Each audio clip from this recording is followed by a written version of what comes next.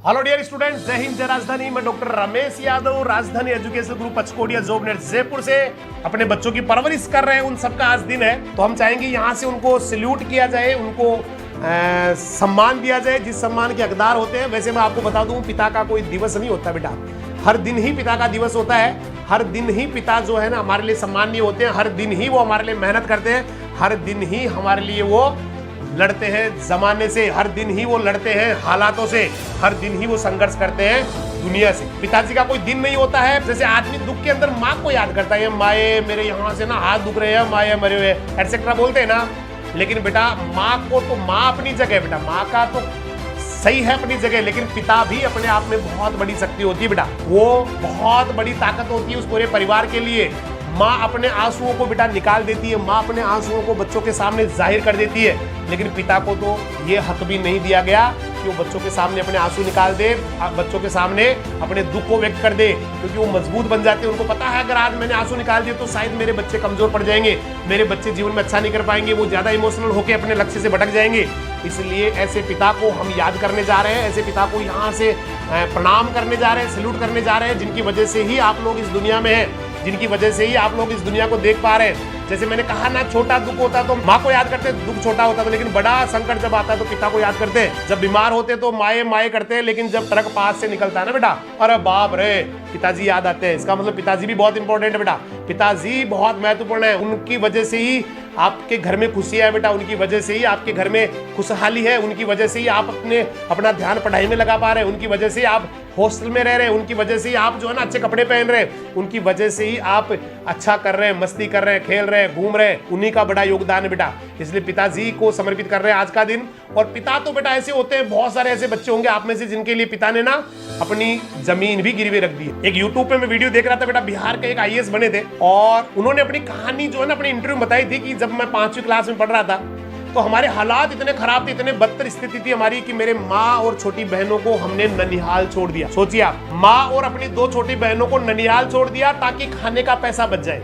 मेरे पिता कारीगर बने, मैं मजदूर बना और हमने एक कच्चा घर बना लिया रहने के लिए, और पढ़ाई मैंने शुरू कर दी और संघर्ष करते रहे। हम बहुत संघर्ष करते रहे, लड़ते रहे हालात से। पिता जो है वो मेहनत करते रहे मुझे पढ़ाने के लिए। और पिता को जब भी मुझे मेरे पिताजी मिलते तो एक ही बात कहते, जब मैं आईएएस की तैयारी कर रहा था, 12वीं में पढ़ रहा था, तो वहां पर पिता एक ही बात कहते थे, बेटा बहुत मेहनत करना, बहुत जबरदस्त करना, बेटा पैदल मत चलना, बेटा नाश्ता कर लेना, बेटा परेशान मत होना, तेरा बाप जब तक जिंदा है तब तक तेरे को परेशान नहीं होने दूंगा, पैदल नहीं चलना बेटा, गाड़ी में बैठ के चलना, किराया नहीं हो तो मेरे को बोलना, मैं भूखा रह जाऊंगा, मैं बेटा बिना कपड़ों के, कम कपड़ों के रह जाऊंगा, लेकिन आपके लिए पूरी सुविधाएं जुटाऊंगा। ऐसे उनके पिता थे और बार बार उनको यही कहते थे, बेटा तुझे अच्छा करना है, तुझे बढ़िया करना है। क्योंकि हालात मैंने कहा ना इससे बदतर क्या होंगे कि अपने सगी बहनों को ननिहाल छोड़ना पड़ रहा है, माँ को ननिहाल, माँ को अपने से जुदा करके सिर्फ और सिर्फ अपने संघर्ष को करने के लिए वो दोनों लोग रहते हैं, अपना घर बनाते हैं साथ। लेकिन जब वो सफल हो जाते हैं, उन्होंने कहा, उनको जब इंटरव्यू लिया गया, उनसे पूछा गया भाई आप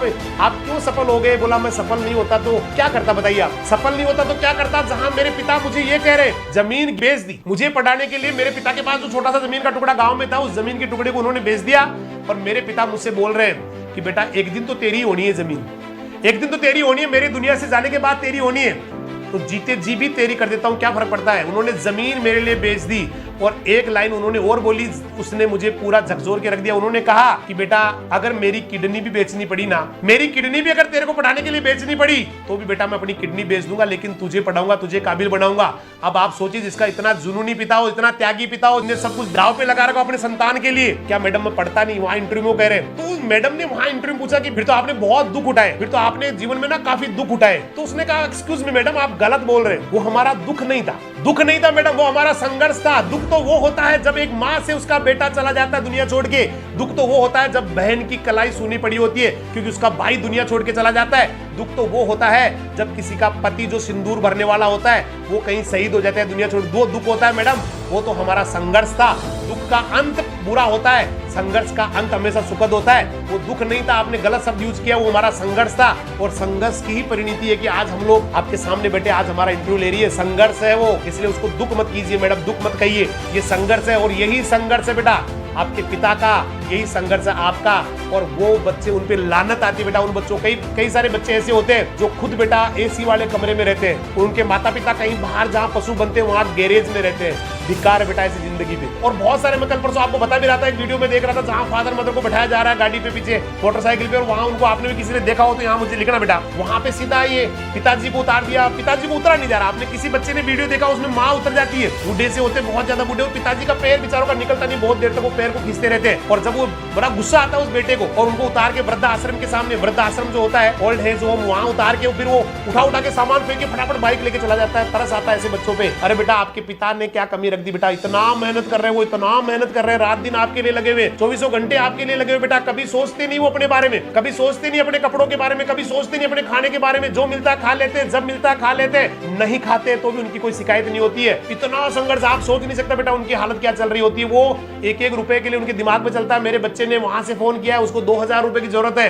आपका तो केवल फोन करना होता है, लेकिन एक मध्यम वर्गीय परिवार जो होता है, एक बिलो एवरेज परिवार होता है, उनके मुखिया को पता होता है, आपके पिता को पता होता है 2000 की व्यवस्था कैसे होगी, 3000 की व्यवस्था कैसे होगी। जैसे मैं मेरी कहानी बताऊं, जब हॉस्टल से मैं केवल 500 रुपए के जब फोन कर देता है, फोन तो नहीं थे उस समय, तो घर पे बलराम जी खाना लेके जाते थे। आप मानेंगे नहीं, इतना बुरे हालात में संघर्ष किया है। जोबनेर पढ़ने लगा कॉलेज में, तो वहां बलराम जी को यहाँ 8वीं क्लास के स्कूल होने के बावजूद भी मैंने यहाँ से छुड़वा के जोबनेर 8वीं में एडमिशन दिलवा दिया, सिर्फ इसलिए कि मेरा सुबह का खाना लेके आ जाए और शाम का खाना मैं वहाँ। मतलब क्या मानोगे आप, इतना इससे बड़ा संघर्ष क्या होगा कि सिर्फ पढ़ाई इसलिए छुड़वा दी क्योंकि उस समय किराया लगता नहीं था। उस समय कोई बच्चे से किराया लगता नहीं था, तो सिर्फ किराया नहीं लगता था, घर से रोटी चली जाए पैसा बच जाएगा, इसके लिए मैंने उनको पढ़ाई छुड़वा के वहां पर।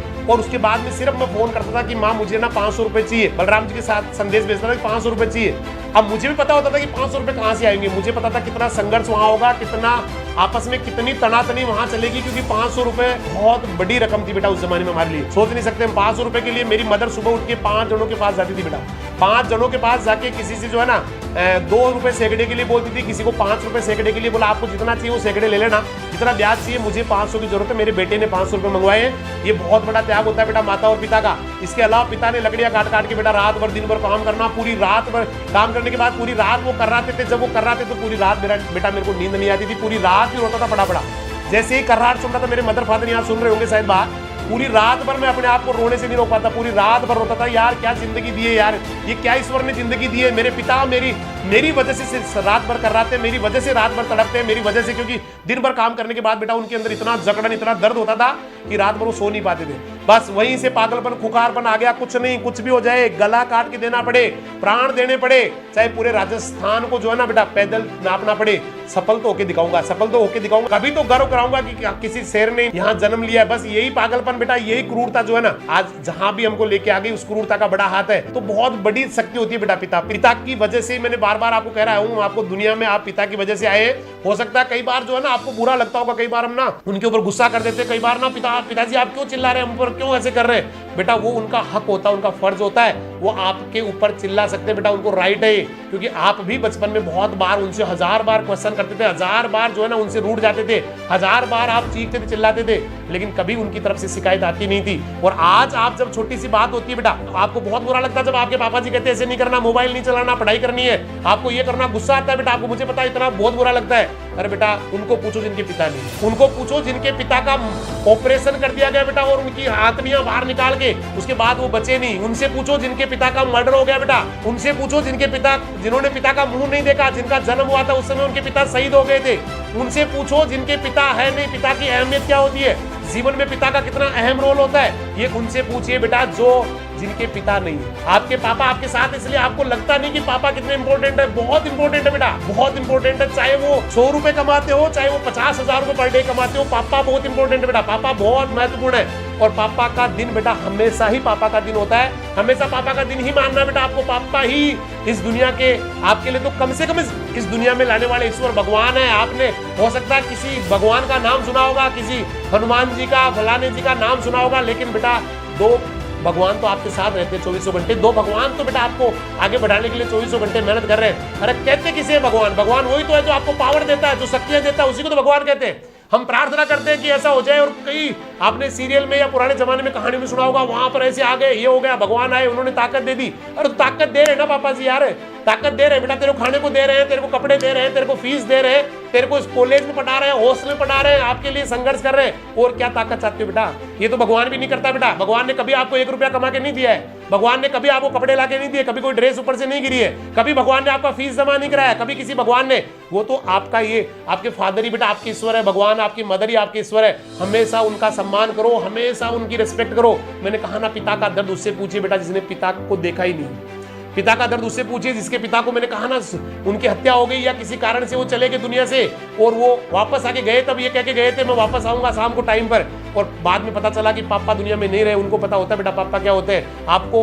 इसलिए मैंने कहा ना, अहमियत हमें हर वो चीज़ कम महत्वपूर्ण लगती है जो हमारे साथ होती है, हमें इजी गोइंग मिलती है, चाहे वो कुछ भी हो बेटा। हमें लगता है ये तो सिंपल चीज़ है, नहीं बेटा, वो बहुत महान है, वो बहुत महान है। वो आपको डांट रहे हैं आपके अच्छे के लिए बेटा, उनको तो दुनिया से चले जाना है, लेकिन आप परेशान नहीं हो। आज भी वो ये सोचते हैं, उनको पता है, हो सकता है कुछ ऐसे फादर होंगे आपके जो आपकी उम्र है, मान लो किसी की 50 साल है, उनके फादर हो सकता है 5 साल जीने वाले हो, फिर भी वो आपका भला चाहते हैं। वो 2 दिन जीने वाले हो, फिर भी आपका भला चाहते हैं। आप उनके वो 2 दिन बाद में दुनिया चले जाएंगे, हालांकि उनको कोई फर्क नहीं पड़ना है, दुनिया से जाना है, लेकिन बेटा वो ये मानते हैं कि उनको बहुत फर्क पड़ना है अगर आपने अच्छा नहीं किया। और उस फादर के लिए बेटा कभी भी आज के बाद में बेटा उनका खूब रिस्पेक्ट करो, उनको प्रणाम करो बेटा। शुरू में हमें शर्म आती है, हम क्योंकि कभी बहुत सारे ऐसे लोग भी बच्चे आप में से होंगे जो पिता को नाम से बोलते हैं। गाँव में ऐसी परंपरा होती है, माँ को नाम से बोलते हैं, पिता को नाम से बोलते हैं। बेटा चेंज करो अपने आप को। वो सम्मान चाहते हैं बेटा, इज्जत चाहते हैं आपसे, उनको ज्यादा कोई वो नहीं है। केवल कामयाबी और सम्मान आपके द्वारा जो उनको मिलता है उससे बड़ी उनके लिए कोई खुशी नहीं है। आपको कामयाब करके वो बहुत गर्व महसूस करेंगे बेटा। आपको कामयाब होने पे वो यूज सीना तान के चलेंगे बेटा। आपकी मम्मी आपके पापा गांव में से निकलेंगे तो लोग उनके लिए तालियां बजाएंगे बेटा, ये उनके मम्मी पापा है। वो बच्चा जो साइंटिस्ट बन गया, वो बच्चा जो आरएएस बन गया, वो आईएएस बन गया, ये उसके मदर फादर है। लोग खड़े हो जाएंगे बेटा। आज हो सकता है उनकी तवज्जो नहीं मिल रही हो, लेकिन आपने अगर अच्छा कर लिया तो लोग उनका सम्मान करेंगे बेटा। और इससे बड़ी बात आपके लिए जिंदगी में नहीं हो सकती बेटा। और कर दो बेटा, अब इससे ज्यादा बड़ा क्या करेंगे बेटा वो आपके लिए, जब आपको इतना बड़ा कर दिया, आपके लिए सब कुछ कर रहे हैं। मैं कह रहा हूँ बहुत सारे ऐसे बच्चे जिनके यहाँ पढ़ाने के लिए बकरियां बेच देते हैं, भैंस बेच देते हैं, है ना, जमीन को 2 रुपए सैकड़े में ना ब्याज में पैसा ले लेते हैं, जमीन को गिरवी रख देते हैं, है ना। मैंने कहा ना, किडनी तक बेचने के लिए तैयार रहते हैं, लेकिन बच्चा काबिल होना चाहिए बेटा। वहां पर जो है वहां पर फिर दिक्कत आती नहीं है। और जहां बच्चा नालायक होता है, जहां पर वो करना नहीं चाहता, कोई कमजोर नहीं होता बेटा। कमजोर नहीं है, कमजोर वही है जो ये समझ नहीं रहा कि ये पढ़ाई मेरे कहाँ काम में आनी है। कमजोर वही है जो समझ नहीं रहा कल मेरे साथ क्या होने वाला है। कमजोर वही है जो नहीं जान पा रहा कि कैसे मैं आने वाले समय का सामना करूंगा। कमजोर वही है जो जिसको पता नहीं है आने वाले टाइम का, आने वाले टाइम की भयावहता का, वो कमजोर है। जिसको एहसास है आने वाले समय का, 4 साल 5 साल बाद का, जिसको एहसास है आने वाली चुनौतियों का, जिनको एहसास है इस दुनिया के आने वाले बवंडर का, जिनको एहसास है अपने संघर्ष का, जिनको एहसास है अपने आने वाली पीढ़ी की सुख सुविधाओं का, जिनको एहसास है अपने ब्राइट फ्यूचर का, वो कभी कमजोर नहीं होते बेटा। वो कभी भी किसी भी समय इंटेलिजेंट बन जाते हैं। बहुत सारे ऐसे लोग हैं जो कमजोर रहे, लेकिन सिर्फ इसलिए इंटेलिजेंट बन गए क्योंकि ऐसी घटना उनके साथ इमोशनल हो गई, कभी पापा की वजह से, कभी मम्मी की वजह से। एक कहानी मैं अक्सर सुनाता हूँ बेटा, आज मुझे लग रहा है सुनाई देना चाहिए मुझे, और कई बच्चों की सुनी हुई भी है। ये कहानी है बेटा एक नीम का थाना की, ये कहीं से मैंने सुनी है। नीम का थाना की कहानी है। वहाँ एक बच्ची होती है, महेश जी एचरा करके एक व्यक्ति होते हैं, और महेश जी एचरा साहब बहुत महान व्यक्तित्व होते हैं, बहुत ही ग्रेट पर्सनैलिटी होती है। और उनके यहाँ एक बच्ची होती है उर्मिला। बेटा वो बच्ची 6वीं क्लास में पढ़ रही थी, छोटी गुड़िया थी। वो बड़े नेता थे मार्क्सवादी कम्युनिस्ट पार्टी के, एचरा साहब। तो एचरा साहब के जब भी घर पे कोई, क्योंकि बड़ा संपन्न परिवार था, खाता पीता परिवार था, तो वहाँ पर जब भी कोई लोग आते थे तो बेटा वहाँ पर वो जैसे बैठे हैं, बैठक में बैठे हैं, तो अपनी बेटी को जरूर बुलाया करते थे, बेटिया आओ अंकल को नमस्ते करो। तो छोटी सी गुड़िया है ना, छोटी सी गुड़िया आती है, अंकल नमस्ते। और पता नहीं उस व्यक्ति के दिमाग में क्या था, क्या चल रहा था। उन्होंने अपनी बेटी के बारे में ना हमेशा एक ही बात कहते थे, जी हमारी बेटी है उर्मी है, उनका नाम उर्मिला था गुड़िया का, लेकिन वो उर्मी प्यार से कहते थे। हर पिता अपनी बच्ची से बहुत प्यार करता है, और उर्मी वो बड़े प्रेम से कहते थे। और हमेशा कोई भी बात हो एक बात जरूर कहते, देखना चाहिए अभी छोटी है, ये 7वीं में 6वीं में पढ़ रही है, लेकिन एक दिन ना जी ये डॉक्टर बनेगी, बहुत बड़ी डॉक्टर बनेगी। बस एक ही, पता नहीं उस व्यक्ति के दिमाग में क्या था। जब भी कोई आया उनको बिठाया, बात कर रहे हैं, केवल एक ही बात, देखो जी मेरी बेटी उर्मी एक दिन डॉक्टर बनेगी। और ऐसे ऐसे चलता रहा बेटा। अब देखिए किस्मत को, उस अल्लाह ताला को, भगवान को, ईश्वर को पता नहीं क्या मंजूर था, एक रोड एक्सीडेंट हुआ और ऑन द स्पॉट ही महेश जी एचरा साहब का डेथ हो गया बेटा। बहुत खाता पीता परिवार था, सब कुछ था, लेकिन जब परिवार का मुखिया चला जाता है ना बेटा, तो बहुत बड़ी एक मुश्किल खड़ी हो जाती है। और वहाँ बड़ा एक संकट, आर्थिक नहीं था, वो एक इमोशनल संकट उनके सामने आ गया था, क्योंकि किसी को अंदाजा नहीं था कि भगवान कभी ऐसा भी कर सकता किसी के साथ। और वो गुड़िया भी बहुत बुरी तरह से, उनको भी बहुत झटका लगा था, क्योंकि वो अपने पापा को बहुत प्यार करती थी। बच्चे अपने पापा से बहुत प्यार करते हैं, मम्मी से बहुत प्यार करते हैं, गुड़िया को बहुत प्यार था पापा से, लेकिन किस्मत को कुछ और ही मंजूर था, भगवान को कुछ और ही था, काल को नियति को कुछ और ही मंजूर था। उसके बाद वो बेटी ना, उससे पहले पता नहीं पढ़ती थी कि नहीं पढ़ती, उसके बाद उसने कहा पढ़ूंगी, अब तो डॉक्टर बनूंगी। उसके बाद उसने 12वीं क्लास किया, कहीं कोचिंग क्लासेस में चली गई, वहां उसने कहीं रूम ले रखा था, कहीं बहुत ही साइड में कहीं। एक दिन कोचिंग के डायरेक्टर साहब उधर से निकल रहे थे, जो महेश जी एचरा साहब के भी फ्रेंड थे उस जमाने में, जब महेश जी एचरा दुनिया में थे। तो अचानक उनको जो निकल रहे थे, डायरेक्टर साहब को अचानक याद आया कि यार वो गुड़िया इधर कहीं रहती है, उर्मी कहीं रहती है, एक बार उससे मिलके चलते हैं। तो उनके साथ उन्होंने कहा सर चल लेते हैं, टाइम भी अपने पास। तो पूछते पूछते चले गए। उन्होंने जाके देखा तो वो एक किसी ने बताया जी वहाँ रहती है, पूछते पूछते वो चले गए, नॉक किया तो अंदर से गुड़िया निकल के आती है, सर प्रणाम, आइए सर बैठिए, आराम से बैठिए सर, पानी पिलाती हूँ, चाय। बोला नहीं बेटा चाय नहीं पियेंगे, हम लेट हो रहे हैं। अब उन्होंने जब वहाँ का माहौल देखा तो उनको लगा यार ये गुड़िया कहाँ पढ़ती है, ऐसे माहौल में कैसे पढ़ पाती है, जहाँ एक तरफ गाड़ियों का, वहाँ जो कमरा था उसके आसपास बस स्टैंड था, बहुत गाड़ियों का शोर शराबा था, एक तरफ छोटे बच्चों का स्कूल था जहाँ से बच्चों की आवाज आती थी, और पंखा अंदर लगा हुआ गड़गड़ चल रहा था, छोटा सा कमरा था। तो डायरेक्टर साहब ने क्वेश्चन किया, बेटी एक क्वेश्चन मुझे पूछना आपसे। बोला हाँ सर पूछिए ना। बेटा आप ऐसे माहौल में कैसे पढ़ाई कर पाती हो, जब एक तरफ गाड़ियों का शोर है, एक तरफ ना ये बच्चों, स्कूल के बच्चों का शोर है, पंखा गड़गड़ की आवाज कर रहा है, तो आप कैसे कर पाते हो, ऐसे कैसे पढ़ पाते हो? उस गुड़िया ने जो जवाब दिया ना बेटा, दोनों की आंखों में आंसू आ गए। उस गुड़िया ने जवाब दिया, उर्मी ने जवाब दिया, उर्मिला ने जवाब दिया, सर ना तो मुझे किसी गाड़ी की आवाज सुनाई देती है, ना किसी गाड़ी का हॉर्न सुनाई देता है, ना किसी छोटे बच्चों के स्कूल की आवाज सुनाई देती है, और ना ही किसी पंखे की गड़गड़ाहट सुनाई देती है। मुझे तो 24 घंटे एक ही आवाज सुनाई देती है, मेरी बेटी उर्मी डॉक्टर बनेगी। मुझे तो मेरे पापा की आवाज 24 घंटे सुनाई देती है, मेरी बेटी उर्मी डॉक्टर बनेगी, मेरी बेटी उर्मी डॉक्टर बनेगी, मेरी बेटी उर्मी डॉक्टर बनेगी। इसके अलावा कोई वर्ड ही मुझे नहीं सुनाई देता है, इसके अलावा कोई शब्द ही मुझे नहीं सुनाई देता है। और बेटा आज वो बहुत बड़ी डॉक्टर है। बेटा पापा बहुत बड़ी चीज होती है, मैंने कहा ना आपके साथ, इसलिए आपको उनका अहमियत पता नहीं है बेटा, उनका इंपॉर्टेंस पता नहीं है। आपके साथ वो, मुझे लग रहा है कई बार आपको आपके साथ गुस्सा हो जाते हैं, आपको लगता है ऐसे पापा किसी के नहीं होने चाहिए। बेटा ऐसे पापा तेरे हैं। दुनिया में ऐसे बहुत सारे लोग हैं जो चाहते हैं कि मुझे मेरे पापा डांटे, मुझे मेरे पापा ना मेरी पिटाई करे, लेकिन उनके पापा नहीं है बेटा, आपके पापा है। आपको लग रहा है क्यों डांटते हैं मुझे, वो इसलिए डांटते हैं क्योंकि वो हर हालत में आपका भला चाहते हैं बेटा, वो हर हालत में आपको आगे ले जाना चाहते हैं बेटा, हर हाल में वो आपको जिताना चाहते हैं बेटा, हर हाल में वो आपको सफल करना चाहते हैं, इसलिए पापा आपको डांटते हैं बेटा। बहुत ग्रेट पर्सनैलिटी है, अपने पापा मम्मी के साथ बेटा बहुत अच्छे रिश्ते बनाओ, सुधारो अपने रिश्तों को, उनके साथ मत करो गुस्सा बेटा। वो जो भी कहे उसके बारे में सोचो, क्यों कह रहे हैं वो, उसमें क्या नुकसान हो रहा है आपका उनकी बात मानने में, और क्या फायदा हो रहा है बेटा। इतना एनालिसिस करना सीखो। आप 12वीं क्लास पास कर चुके, या 12वीं के एग्जाम इस समय दे चुके, या 11वीं क्लास पास करके 12वीं में आप आ चुके, इतना एनालिसिस तो आदमी कर सकता है। कहाँ गलती हो रही है मेरे से, मुझे क्यों मेरे पापा ये कह रहे हैं, वो कह रहे हैं तो उनका वो कोई छोटी चीज नहीं है, उन्होंने जीवन का बहुत बड़ा अनुभव लिया बेटा, उन्होंने पूरे जीवन का अनुभव समेट के आपके ऊपर अप्लाई किया बेटा, आपको सफल करने में पूरा एक्सपीरियंस लगा है। वो कमजोर नहीं है बेटा, वो बहुत ताकतवर है, वो बहुत माइंडली स्ट्रॉन्ग है आपसे, वो ज्यादा भला बुरा समझते हैं। आप इस समय आपको लगता होगा मैं आराम कर रहा हूं, मजे मार रहा हूं, क्या फर्क पड़ना है, जिंदगी 2 दिन की है। अरे नहीं है 2 दिन की बेटा, जिंदगी उसके लिए 2 दिन की है जो उसको जीना जानता है, उसके लिए तो ये जिंदगी बहुत बन जाएगी जो इसको जीना नहीं जानता है। एक एक दिन निकलना मुश्किल हो जाएगा। आज से 5 साल बाद में क्या करूं मैं, दीवारों के टक्कर मारोगे, कहां जाऊं, मुझे कोई दे दो, काम दे दो, मुझे जॉब दे दो, मुझे 2000 में रख लो, 5000 में कोई काम पे रख लो, ये हालत हो जाएगी आज से 5 या 7 साल बाद में। अगर आप अपने आप को अभी नहीं संभाल पाए तो, अगर अभी आप अपने माता पिता की बात नहीं मान पाए तो 5 साल बाद में ये हालत हो जाएगी कि मुझे करवा दो कोई काम छोटा सा, कहीं मुझे करने दो, कहीं रख लो, मुझे 2000 दे दो, रोटी दे दो, रह जाऊंगा मैं तो। दुनिया में ऐसे बहुत सारे लोग हैं जो खाना खा के ही काम करते हैं बेटा, ऐसे बहुत सारे लोग हैं जो सिर्फ खाना खाते हैं किसी के यहाँ और उनके दिन भर काम करते हैं, ऐसे बहुत सारे लोग हैं, बहुत सारे हैं जो सिर्फ खाने के लिए ही काम कर रहे हैं। तो ये हालत बेटा आपकी हो जानी है, इसलिए समझो बेटा अपने आप को, सही समय है ये अच्छा करने का।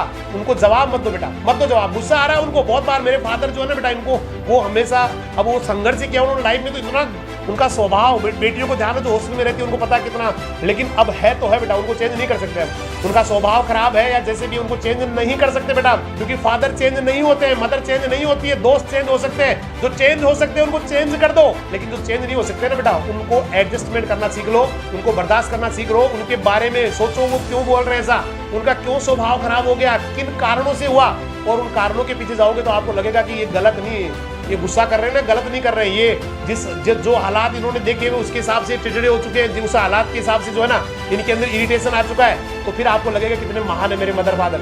और बहुत मेहनत करते हैं बेटा, बहुत मेहनत करते हैं। मुझे पता है कैसे, जो किसान परिवार है जहाँ मतलब 2 भैंस है, थोड़ी सी जमीन है, वहाँ पर कैसे वो बच्चों को पढ़ाते हैं। कैसे हॉस्टलों में रखते हैं बेटा, मैं समझ सकता हूँ कितना संघर्ष है उनका। आप भी समझ सकते हैं, लेकिन आप समझते हैं, जानते हैं, लेकिन बस मानते नहीं है। जिस दिन मानोगे ना बेटा, तब कुछ पापा के लिए अच्छा कर पाओगे। इसलिए समझो बेटा, पापा से बड़ा कोई नहीं है। छुओ बेटा उनके पैर, गले लगो बेटा उनके, हग करो उनको, प्रेम करो बेटा बहुत ज्यादा। उनको, मम्मी को, पापा को ना लिपटो उनसे बेटा। उनको कहो आप दुनिया के सबसे अच्छे मम्मी पापा है, आप दुनिया के सबसे बेस्ट मम्मी पापा, आप दुनिया के सबसे बेहतरीन मदर एंड फादर है। You are the best parent of my life, you are best parent of mind. आपको मैं सल्यूट करता हूं, आपके चरणों में मुझे स्थान चाहिए। आप जो कहोगे वो करूंगा बेटा। उनको, फादर को बोलो जो कहोगे वो ही करूंगा मैं आपके लिए मैं सब कुछ करूंगा। आपके लिए मैं ज्यादा से ज्यादा संघर्ष करूंगा, और ज्यादा संघर्ष करूंगा। मेरी पढ़ने का जो सिस्टम है उसको आगे बढ़ाऊंगा, मेरे पढ़ने की जो टाइम है उसको मैं और बढ़िया करूंगा, आपके लिए करूंगा बेटा, क्योंकि बहुत मेहनत करते हैं बेटा आपके लिए, बहुत तड़पते हैं आपके लिए। एक बच्ची को हॉस्टल में छोड़ के जाते हैं, मैंने पहले भी एक दिन बात की थी। एक बच्ची को हॉस्टल में छोड़ के जाते हैं, बच्ची रोती है, अरे बेटी तू क्या रोती है? कुछ नहीं रोती तू, वो पीछे देख तेरी माँ जो है ना कितना रो रही है। तेरे पापा जी जो है ना, जैसे तेरे को छोड़ के वहां गए ना, कहीं तो सामने ही रोने लग जाते बेटा, हॉस्टल में छोड़ दी, बाहर निकलते बहुत ज्यादा इमोशनल, क्योंकि बेटी को बेटा छोड़ना बहुत बड़ी बात होती है। अपने बेटा ये मान लेना, किसी अंग को काट के अलग करना, हाथ को काट के अलग करना होता है बेटी को छोड़ना, बेटे को छोड़ना एक ही बात है बेटा। लेकिन वो फैसला करते हैं आपके जीवन के लिए, वो फैसला करते हैं आपके अच्छे के लिए, वो फैसला करते हैं आपके भविष्य के लिए। हर हाल में केवल आपका भला उनको करना है बेटा, हर हाल में अंततः उनकी जिंदगी का मकसद केवल आपका भला ही करना बन गया है। समझो बेटा उनकी भावनाओं को, मत करो बेटा उनके ऊपर गुस्सा, मत करो, उनको जवाब मत दो बेटा। वो जो भी कह रहे हैं आपके अच्छे के लिए कह रहे हैं, फिर भी आपको लगता है कि पापा गलत कह रहे हैं, उनसे आराम से बैठ के समझाओ कि इस तरह से नहीं होता है। फिर भी अगर नहीं मानते तो फिर मैंने कहा एक ही रास्ता है, एडजस्टमेंट कर लो बेटा, एडजस्टमेंट कर लो। लेकिन ऐसा ना हो जाए बेटा कि आज से 5 साल बाद में आप वहीं खड़े हो जाओ जहां आज खड़े, आज से 5 साल बाद में आप वहीं खड़े हो जाओ जहां आज से 10 साल पहले खड़े थे, 12 साल पहले खड़े थे। ये जरूर सोच लेना बेटा, इस भयावहता के बारे में सोच लेना, क्योंकि आपका जिंदगी आपको जीना है बेटा। मदर फादर आपको गाइड कर रहे हैं, आपको आगे बढ़ा रहे हैं, लेकिन एक दिन तो आपको अपने दम पे ही बेटा जीना होगा। इसलिए बेटा उनकी इज्जत करो, उनसे प्यार करो, उनको बेटा सम्मान दो, इज्जत दो, उनके करो बेटा। ऐसे 2-4 दिन अजीब सा लगता है बेटा, हम कभी भी किसी चीज को चेंज करते हैं, कभी फादर को प्रणाम किया नहीं, ढोक लगाया नहीं, 2-4 दिन अजीब सा लगता है बेटा, उसके बाद में हमारी आदत बन जाती है। 2-5-7 दिन लगातार करते हैं, उसके बाद आदत बन जाती है। तो ये चेंज करो बेटा अपने अंदर, उनके बारे में सोचो बेटा। बहुत ग्रेट पर्सनैलिटी है वो, बहुत जबरदस्त पर्सनैलिटी है, बहुत तगड़ी। यहाँ देखिए कई सारे बच्चों के मैं कमेंट यहाँ देख रहा हूँ, मम्मी पापा थैंक्स, उनको काफी सारे बच्चों को यहाँ बहुत ये है बेटा। ये मैंने जो बताया वही, कहीं भी इसमें कोई मैंने बेटा कुछ भी उसको बढ़ा चढ़ा के नहीं बताया, ये सच्चाई है बेटा, ये सच्चाई है, सच्चाई है बेटा। उनसे बड़ा कोई नहीं हो सकता। अगर उनके लिए जीना सीख गए ना तो किसी तीर्थ की जरूरत नहीं बेटा, किसी भगवान के आगे हाथ जोड़ने की जरूरत नहीं, किसी के आगे हाथ फैलाने की जरूरत नहीं। उनके लिए जीना सीख गए ना, मेरे मम्मी पापा के लिए जीऊंगा मैं, उनके लिए अच्छा करूंगा। जिस दिन ये भावना आ गई ना बेटा, ये मान लेना आप कामयाब हो जाओगे, बहुत कामयाब हो जाओगे, बहुत कामयाब हो जाओगे। क्योंकि उनकी वजह से बेटा जहां हो वहीं उनकी वजह से, और जहां आगे जाने वाले हो वहां भी उनकी वजह से जाओगे। इसलिए कभी जहां जाना वहां पहुंचने के बाद में भी कभी बेटा भूलना मत मम्मी पापा को। मैं तो नहीं भूला हूं बेटा, आज भी मेरे तो वही है। हालांकि इतना मैं कह रहा हूं, इतना स्वभाव इनका फादर का बच्चों को ध्यान है, कितना डेंजर स्वभाव है, लेकिन फिर भी आज भी वही है बेटा। इसीलिए, और ये कहीं नौकरी नहीं लगने का आप बिलीव नहीं करेंगे। केवल एक बार मैंने आपको पहले भी कहा था, 12वीं क्लास पटवारी का फार्म भरा है, उसके बाद में एक ही था, स्कूल में बच्चों को पढ़ाऊंगा, आनंद आता था, माता पिता के साथ रहूंगा, उनकी सेवा में, उनकी जो है ना, उनके लिए ही उनके साथ रहूंगा। कहीं इधर उधर नहीं घूमना पड़े, वहाँ ट्रांसफर, मदर फादर वहाँ बैठे है ना, बच्चों को लेके घूम रहे इधर, कहीं वहाँ, यहाँ 2 दिन बाद वहाँ नहीं करना, साथ रहना, मदर फादर के, कम खा लेंगे, अच्छा कर लेंगे। और भगवान ने उस चीज को माना बेटा, और वहाँ रिजल्ट हमें दिया। और आज पूरे राजस्थान में, हिंदुस्तान के बच्चे यहाँ पढ़ने के लिए आते, छोटे से गांव के अंदर, इन माता पिता का आशीर्वाद ही बेटा। इसके बाद में मैं आज एक आपने सुनी भी होगी, एक बहुत अच्छी कविता है बेटा, मैंने नहीं बनाई है, ये पहले से ऑलरेडी एक चैनल पे चली थी, जिसमें ये कोई प्रोग्राम आता है, वहां भी 2-4 लाइनें किसी ने बोली थी। और आज मैंने केवल इसको बनाया जरूर है, मैंने उसको जो है ना फॉर्मेट जरूर बनाया है। तो मैं चाहूंगा वो कविता मैं आपके सामने पढ़ूं, शायद आपको अच्छा लगे। मेरे को याद नहीं, इसलिए मैं स्क्रीन पे देखूंगा या मेरे वाली स्क्रीन में देख के ही आपको बता पाऊंगा, क्योंकि मेरे को याद नहीं है, क्योंकि मेरी बनाई भी नहीं है। और वो कविता का जो शीर्षक है वो है, पिता है तो बाजार के सब खिलौने अपने। आपने सुना होगा बेटा, एक बहुत बड़ा प्रोग्राम आता है, नच बलिए या इस तरह से जो प्रोग्राम आते हैं, डांस इंडिया डांस, वहां पर भी इसको बोला गया है, पिता है तो बाजार के सब खिलौने अपने। ध्यान से सुनना बेटा एक लाइन को। पिता क्या होते हैं, कई बच्चों को तो ऑलरेडी पहले ही हाँ सर सुना है, गीता डारा बिटिया कह रही बहुत बढ़िया है।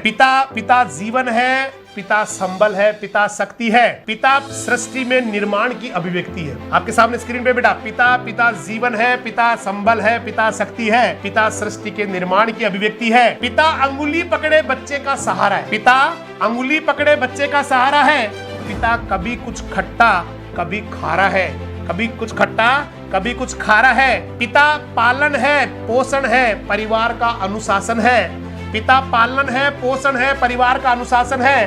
पिता दोष से चलने वाला प्रेम का प्रशासन है। आपको दोष दिखाते हैं लेकिन उनके बहुत प्रेम आपके लिए बेटा, बहुत समय आपके लिए वो झूठी दोष दिखाते हैं ताकि आप कमजोर न पड़े।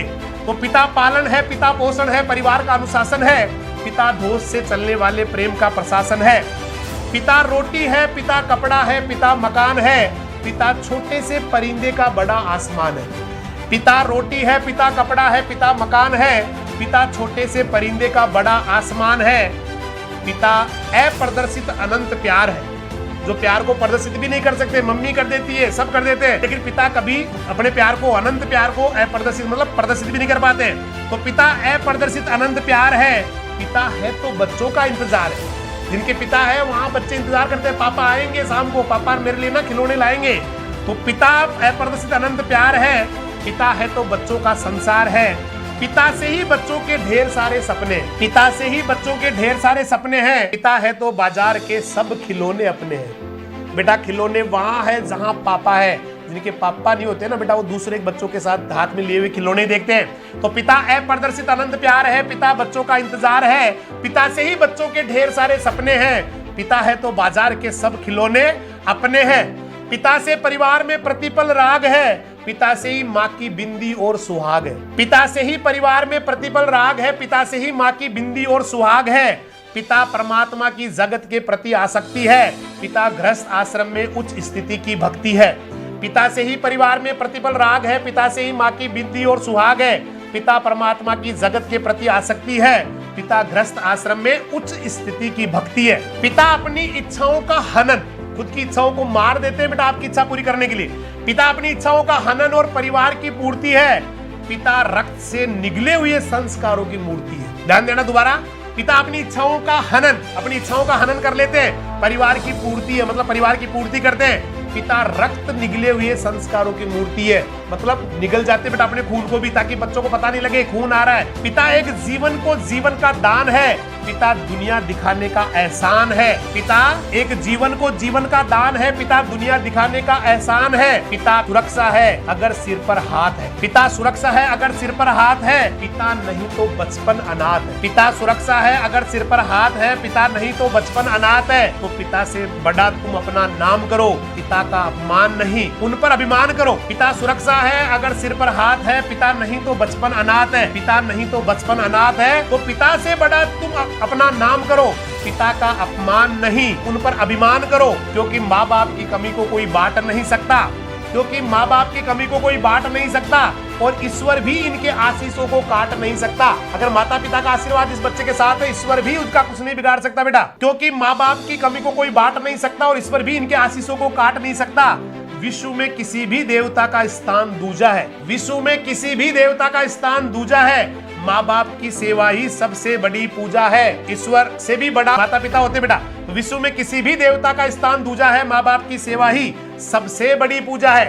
विश्व में किसी भी तीर्थ की यात्रा व्यर्थ है। विश्व में किसी भी तीर्थ की यात्रा व्यर्थ है यदि बेटे के होते माँ बाप असमर्थ है। विश्व में किसी भी तीर्थ की यात्रा व्यर्थ है यदि बेटे के होते माँ बाप असमर्थ है। वो खुशनसीब है माँ बाप जिनके साथ होते हैं। वो खुशनसीब है माँ बाप जिनके साथ होते हैं, क्योंकि माँ बाप के आशीषों के हाथ हजारों हाथ होते हैं। क्योंकि वो खुशनसीब है जिनके माँ बाप जिनके साथ होते हैं, क्योंकि माँ बाप के आशीषों के साथ ही हजारों हाथ होते हैं। जिसने भी लिखी है उनको मैं बहुत बहुत धन्यवाद दूंगा। महान व्यक्ति है जिन्होंने इतनी बढ़िया, हालांकि पिता के प्यार को, पिता के त्याग को शब्दों में नहीं बांधा जा सकता, लेकिन फिर भी जिन व्यक्ति ने लिखी है उनको मैं फिर से धन्यवाद दूंगा। उन्होंने काफी कोशिश की है कि वो सारी चीजों को इसके अंदर समेट ले, और बेटा इन्होंने समेट भी लिया। और यहाँ पर बच्चों के बड़े अच्छे अच्छे कमेंट्स यहाँ से मैं देख रहा हूँ सामने। और जो बच्चे जिनकी आंखों में बेटा हल्का सा भी नमी आ गई ना, ये मान लेना जीवन में बहुत अच्छा करने वाला है, जीवन में बहुत आगे जाने वाला हो। क्योंकि मैंने पहले भी कहा था इमोशनल होना बहुत जरूरी है बेटा। बहुत बहुत धन्यवाद। कल फिर से मिलने वाले हैं। सभी को नमस्कार, प्रणाम, बहुत सारा आशीर्वाद। जय राजधानी, जय हिंद, जय राजधानी, सब्बा खैर, अल्लाह हाफिज, खुदा हाफिज, वाहेगुरु दी फतेह, प्रणाम, राम राम सब।